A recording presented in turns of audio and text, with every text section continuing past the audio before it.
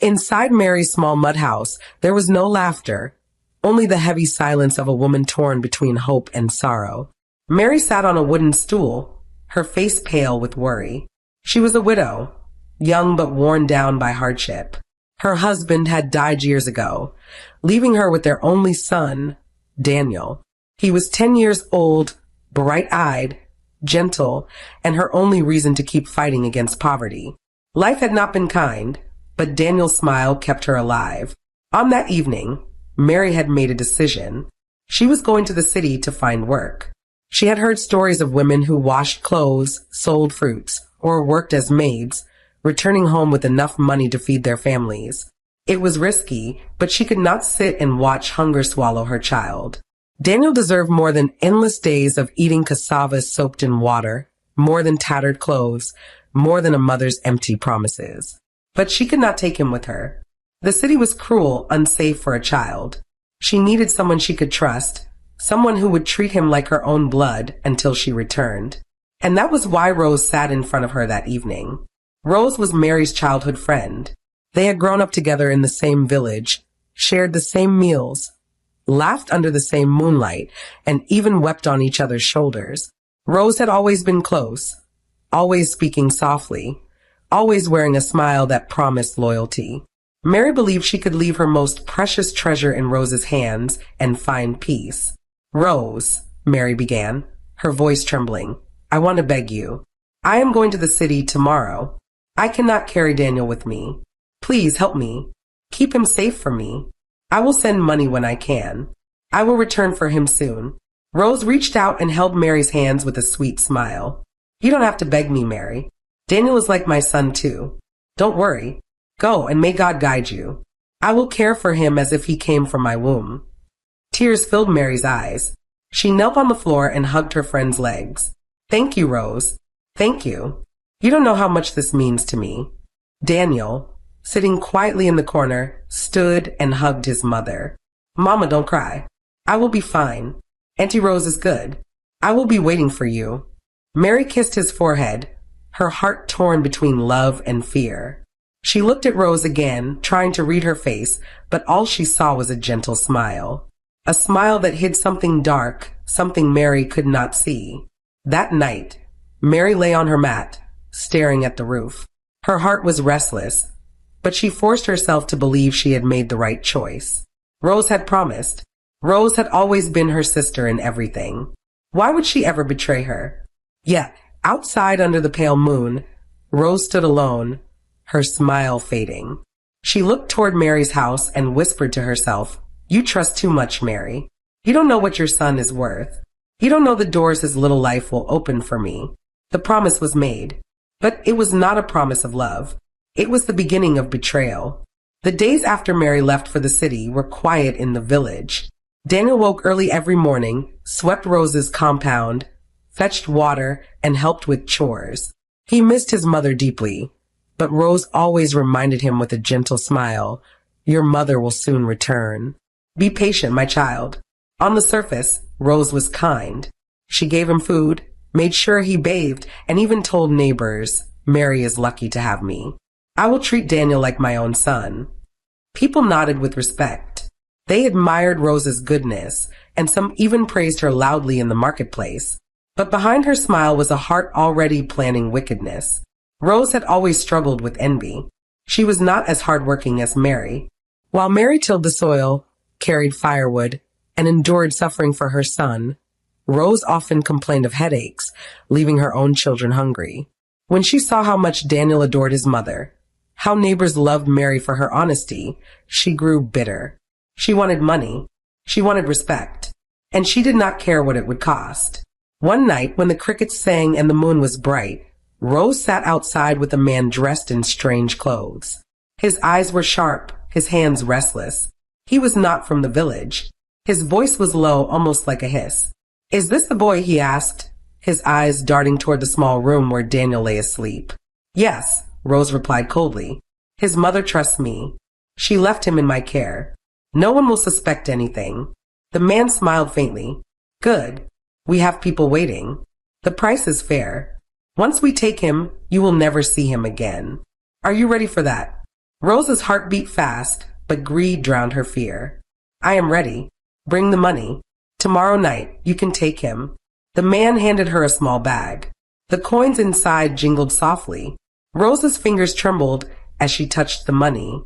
It was more than she had ever held in her life. Her eyes lit up. She forgot that the boy in her care was not just anyone. He was Mary's whole world. The following day, Rose behaved as though nothing was wrong. She called Daniel with a cheerful voice, cooked yam porridge, and even told him stories in the evening. The boy laughed, innocent and trusting. He had no idea the woman smiling at him was about to destroy his life. When night came, the air was thick with silence. The village slept. Only the dogs barked faintly in the distance. Rose tiptoed into the small room. Daniel was asleep, curled up on the mat. She touched his shoulder and whispered, "Wake up, Daniel. We are going somewhere. Your mother sent for you." Half asleep, the boy rubbed his eyes. "Mama? Really?" "Yes, my child. Come quietly. Don't wake anyone." Daniel stood, still drowsy, clutching his small wrapper around him. Rose led him outside. Two men were waiting in the shadows. Before Daniel could understand, rough hands grabbed him, covering his mouth. His eyes widened in terror. He kicked, he struggled, but his small voice was swallowed by the night. Rose turned away, her chest rising and falling quickly.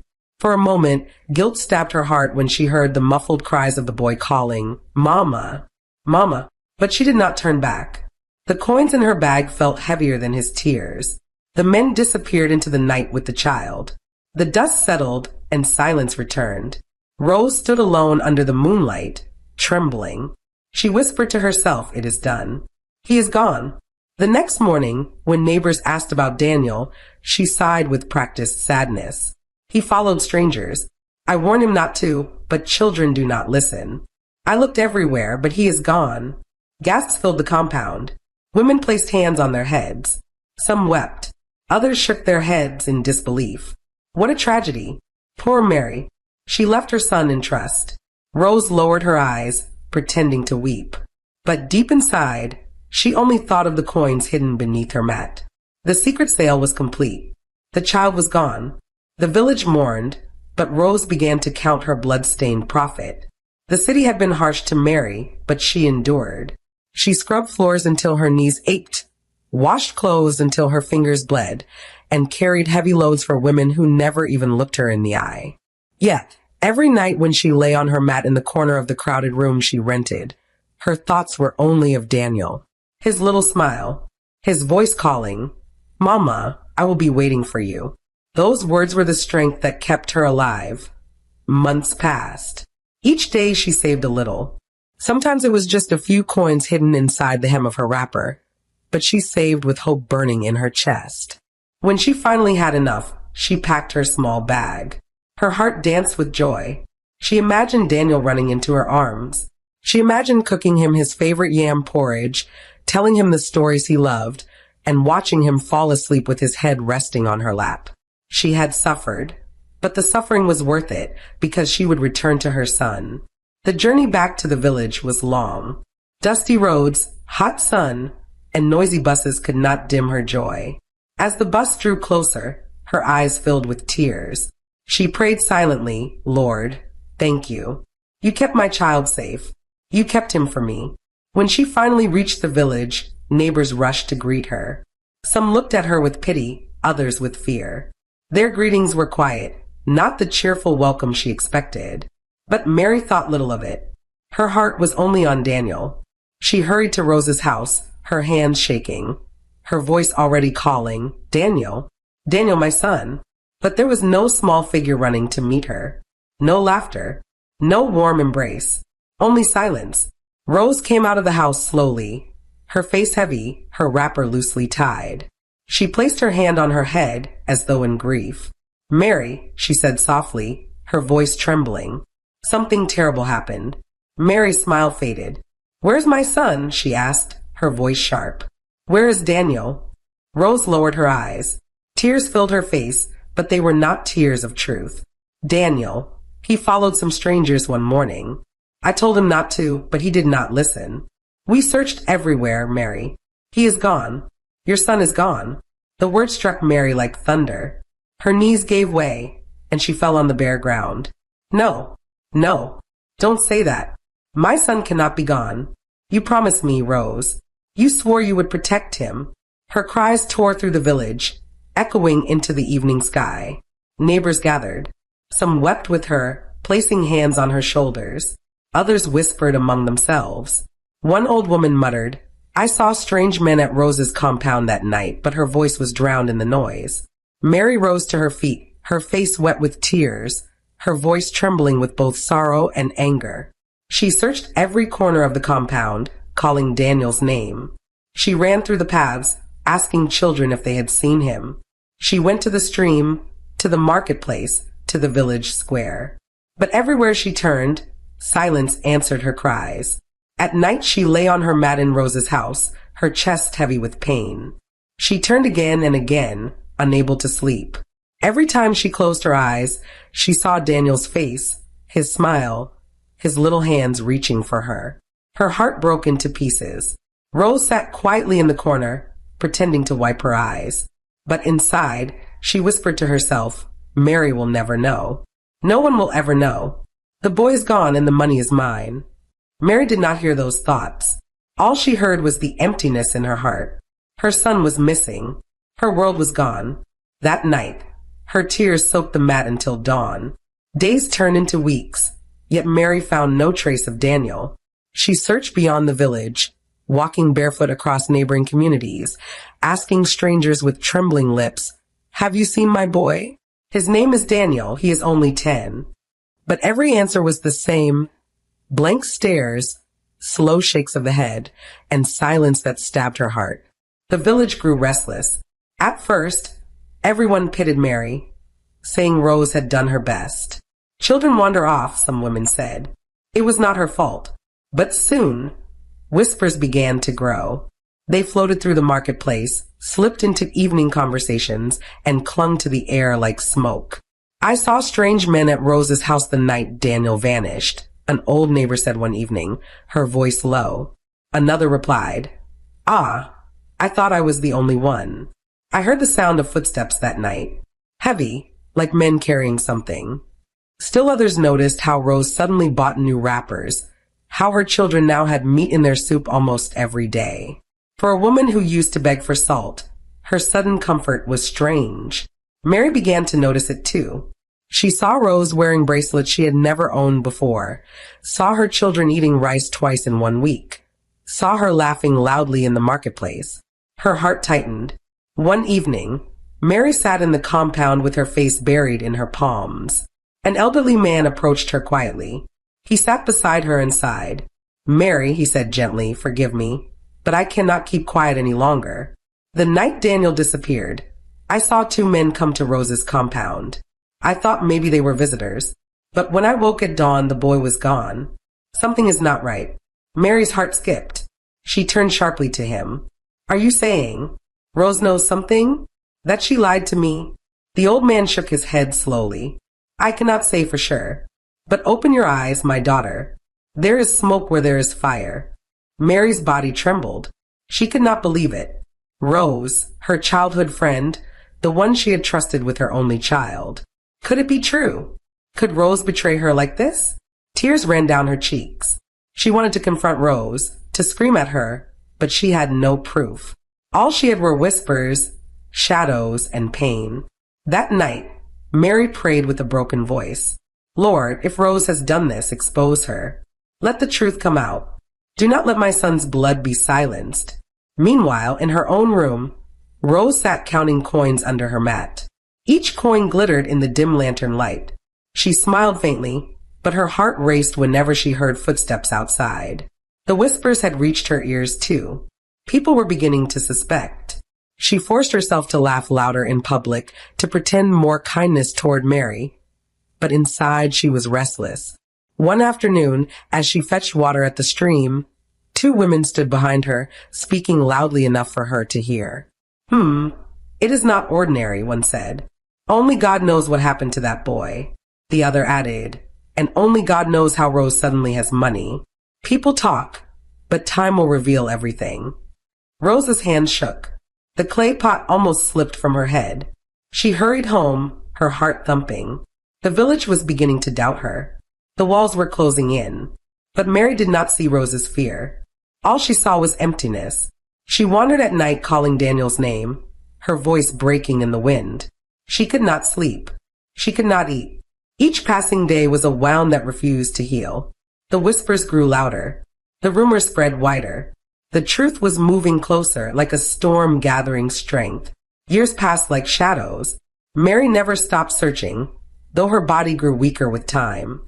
She visited shrines, prayed in churches, and even traveled to nearby towns, holding Daniel's old shirt against her chest as though the cloth could lead her to him. Some mocked her persistence. Others pitied her. But nothing could quench the fire in her heart. Daniel was not dead in her soul. She felt it. Somewhere in the world, her son was alive.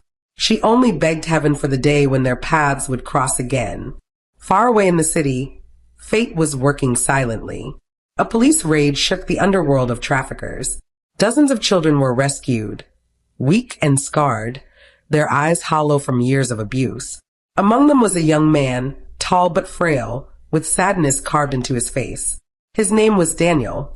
He had been passed from hand to hand, forced to work, beaten when he refused, and starved when he cried for his mother. Yet, through it all, he had clung to her memory. The sound of her laughter, the feel of her arms, the lullabies she sang on cold nights. Those memories were his only light in the darkness. When officers asked for his story, Daniel whispered his mother's name again and again. Mary, Mary, my mother is Mary from Mwako village. His voice was cracked, but his hope was alive. The officers listened. They wrote down his words and promised to help him find her.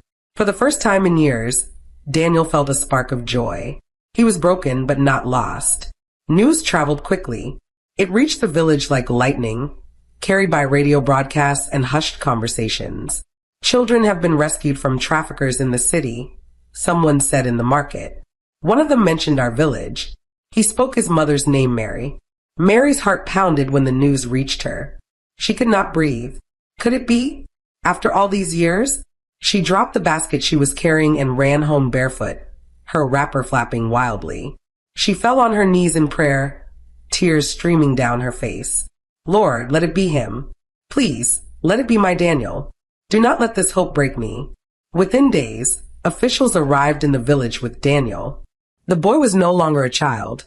He was now a young man with deep scars etched in his eyes. His body carried the marks of suffering, but his heart still carried the picture of his mother. The moment Mary saw him, she screamed, Daniel! Her voice cracked, echoing across the compound. She rushed forward, stumbling, her hands shaking as if her body could not believe what her eyes saw. Daniel froze. His chest rose and fell sharply. His lips trembled. Then he whispered, Mama, and ran into her arms. They collapsed together on the ground, holding each other tightly, their cries filling the air. Neighbors wept openly, some covering their faces, others bowing their heads in shame. It was a reunion too deep for words, too raw for description. But as mother and son clung to one another, Daniel lifted his eyes and saw Rose standing in the distance. He knew that face, that smile. His body shook with rage. Memories flashed before him. The night he was taken, Rose's voice whispering lies, her face turned away as strange hands dragged him into the darkness. He pointed at her with trembling fingers.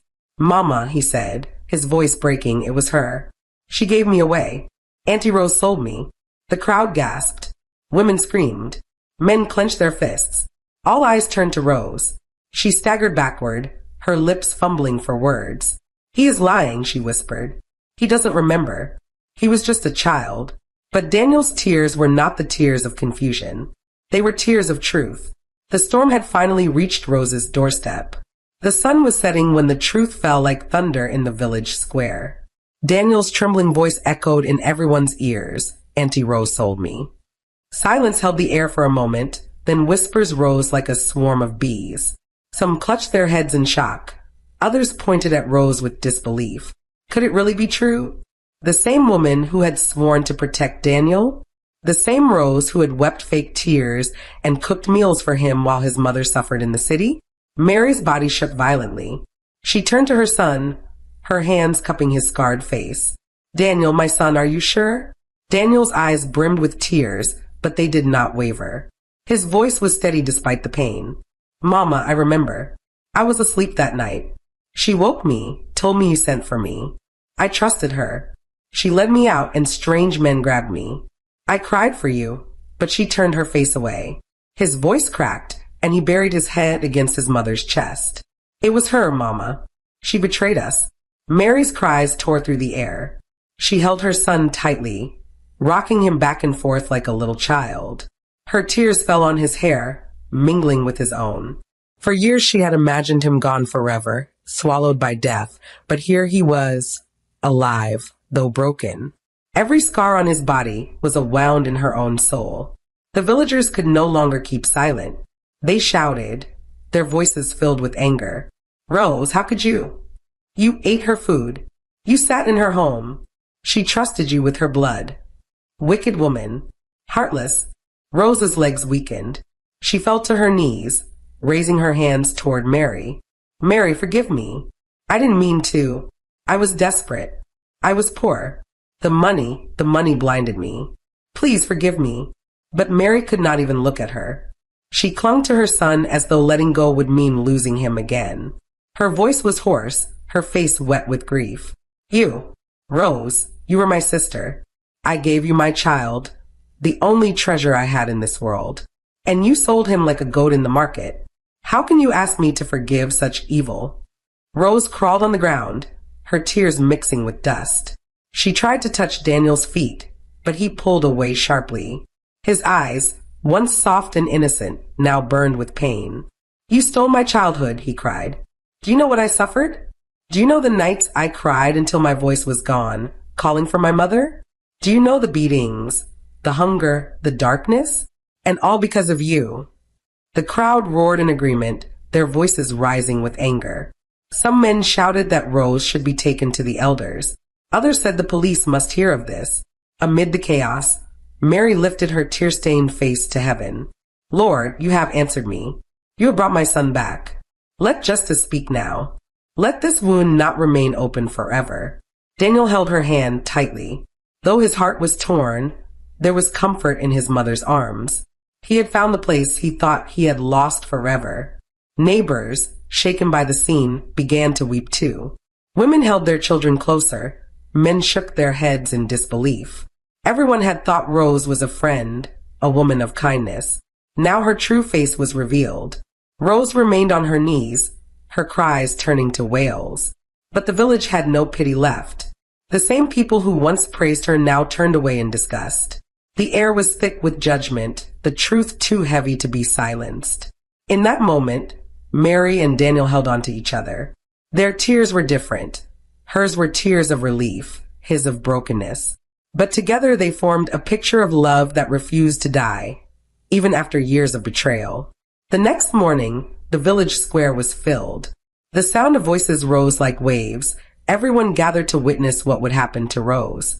Men sat on wooden benches, women stood with babies tied to their backs, and children pressed close, wide-eyed, sensing that something heavy was unfolding. At the center sat the council of elders, their faces stern, their walking sticks resting against their knees. Beside them stood Mary, holding Daniel's hand tightly, as if afraid he might disappear again. Daniel's face was pale but strong, his eyes red from tears, yet steady with truth. And there, on the bare ground, knelt Rose. Her wrapper was dusty, her hair untidy, her eyes swollen from crying all night.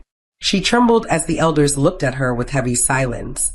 Finally, the oldest elder, a man with a white beard and voice like thunder, spoke. Rose, daughter of this land, you were entrusted with a life. A mother left her son with you in trust, believing in your friendship. But you betrayed her. This boy has returned, and his tongue has revealed what you did. What do you say for yourself? Rose's body shook. She bowed her head to the earth and wept. Fathers, forgive me. I was blinded by money. I did not know it would go this far. I was poor, I was desperate.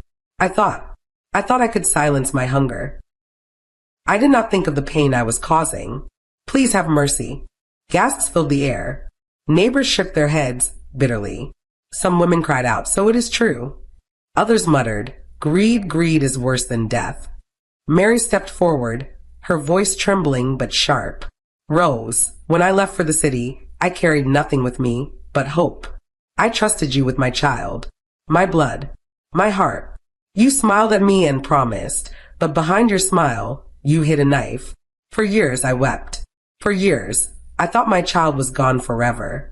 Do you know what it means for a mother to search with empty hands? Do you know what it means to sleep with tears as food? You knew, yet you destroyed me. Her words pierced the crowd. Even the elders looked down, their eyes wet. Daniel, his young voice shaking, lifted his head. You stole my childhood, Auntie Rose. You sent me into darkness. I lived like a slave. I was beaten, I was starved, I was alone. Every night I asked why. And now I know it was you, the one I trusted. His words broke many hearts. Some men clenched their fists. One shouted, she deserves no mercy. Another added, let her be taken to the authorities. Let her face justice for what she has done. The elders raised their hands for silence. The old man spoke again. Rose, the truth is clear. Your crime is heavy, not only against this boy and his mother, but against the entire village. You brought shame to our land. Trust was broken in your hands. He turned to the people. We will hand her to the law. Let her pay for what she has done. A cry rose from the crowd. Some shouted for punishment. Others shook their heads in disbelief that one of their own could fall so low. Rose crawled forward on her knees, reaching out to Mary. Mary, please say something for me. Tell them to have mercy. I beg you for old time's sake. Mary looked down at her, her eyes heavy with pain. For a long moment she said nothing, only held Daniel closer. At last, her voice came, quiet but sharp. Mercy belongs to God. As for me, I gave you my son and you gave him to darkness. I have no words left. Rose collapsed on the ground, wailing. The elders signaled, and two strong men stepped forward to drag her away. As she was led out of the square, the people turned their backs on her. Her name, once spoken with respect, was now cursed in every mouth. Mary wept silently into Daniel's hair. It was not joy she felt. It was a heavy mix of relief, pain, and sorrow. She had her son back, but the scars could never be erased. The judgment had been spoken. Rose's fate was sealed. But for Mary, the real battle was not with Rose anymore. Her battle was with the pain of years lost and the healing of the boy who stood beside her, no longer a child, but not yet free from his past.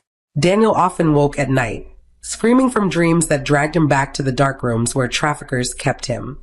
Mary would rush to his side, gather him in her arms, and rock him like she used to when he was little. She whispered, "You are home now, my son. No one will take you away again. Sleep, my child." Slowly, her voice became his medicine, her tears his healing balm. Neighbors began to visit, bringing food, clothes, and comfort. The same people who once doubted Mary now looked at her with respect. They called her a woman of strength, a mother whose love had fought against darkness and prevailed. Some wept openly when they saw her walking with Daniel to the stream, her hand holding his as though she would never let go again. Yet, even in the joy of reunion, sorrow remained. Mary knew the years of Daniel's childhood could never be returned. His innocence was stolen, his laughter cut short. But she refused to let bitterness win. She began to speak softly to him about a new life, about the future that still waited for them. One evening, as the sky turned gold and the village children chased each other on the dusty paths, Daniel sat beside his mother under the mango tree outside their home. He looked at her face, lined with worry but glowing with love, and whispered, "Mama, thank you for never giving up on me." Mary's eyes filled with tears. She placed her hand on his cheek. "You are my heart, Daniel. Even if the whole world had told me you were gone, I would still search. You are the reason I breathe. God kept you for me, and I will never stop thanking him." In the months that followed, help came from unexpected places. The officials who rescued Daniel arranged support for survivors. They provided him with schooling and counseling, and for the first time in years, Daniel sat in a classroom, holding a pen, determined to chase back the years stolen from him. Mary, though poor, began to sell firewood again, but this time her steps were lighter, her heart steadier. She had her son back. No wealth could compare to that. The story of Mary and Daniel spread beyond the village. Travelers who heard it wept and told others. Some said it was a lesson about trust. Others said it was proof of a mother's unbreakable love. To Mary, it was simply God's mercy. Years later, Daniel grew into a strong man, educated and respected. He never forgot the dark days, but he also never forgot his mother's tears and her endless prayers. When he stood tall before the world, he always said, "I am alive today because my mother never stopped believing." As for Mary, she lived to see her son rise above sorrow. Her heart carried scars, but they were scars of victory. She never remarried, never sought another family. Her whole life was Daniel. And when she grew old and her steps became slow, Daniel cared for her with the same devotion she once gave him. The betrayal had been deep, but love had gone deeper. The wound was great, but healing was greater. And though Mary would always remember the night her friend sold her child, she chose to remember more the day God returned him to her arms. That was her ending, not of bitterness, but of love. After the elders handed Rose to the authorities, she was taken away in shame. The law was not merciful with her crime. Selling a child was not just a betrayal of trust. It was wickedness of the highest order. She faced the courts, and her name was read in shame before strangers who judged her actions without pity. In prison, Rose lived in darkness. The same hands that once counted coins now washed dirty floors. The same mouth that once lied and smiled now ate tasteless food behind iron bars. She became a shadow of herself. Many who once called her friend no longer visited. Even her own relatives refused to speak her name, for she had brought disgrace upon them all. At night, her conscience haunted her. She saw Daniel's face in her dreams, his little hands reaching for help while strange men dragged him away. She heard his voice crying "Mama," and she saw Mary's tears. She could not escape those memories. No matter how she closed her eyes, they followed her like shadows. Regret burned her, but it was too late. Rose's children carried the weight of their mother's sin. In the village, they were mocked and whispered about. Other children avoided them. At the market, women pointed and said, "There goes the child of the woman who sold her friend's son." The shame was heavy. They had not been part of their mother's crime, but the stain followed them everywhere. They went hungry again, for the money Rose once spent on food and clothes was gone. They worked odd jobs just to survive. Some villagers gave them food out of pity, but others turned them away, saying, "Your mother's wickedness has brought this curse." As they grew older, the children carried deep wounds of shame. Some left the village entirely, hoping to escape their mother's name. Others stayed but lived quietly, keeping to themselves. Though her heart burned with pain toward Rose, Mary did not turn her bitterness on Rose's children. She knew they were innocent. Sometimes when she saw them hungry, she gave them food.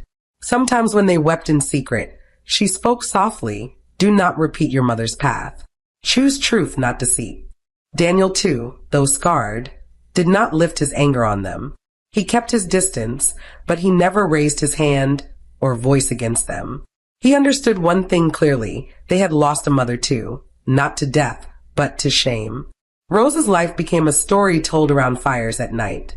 Elders warned young people with her name, greed destroys. Do not be like Rose, who sold trust for coins and lost her freedom forever. Her children grew up in her absence, never able to carry her proudly as their mother. Wherever they went, her shadow followed them. And Rose herself remained behind bars, aging, her beauty fading, her laughter long gone. Her betrayal bought her only a little food and clothing, but it cost her freedom, her name, her family's dignity, and her children's peace. Rose died in shame behind prison walls, haunted by regret.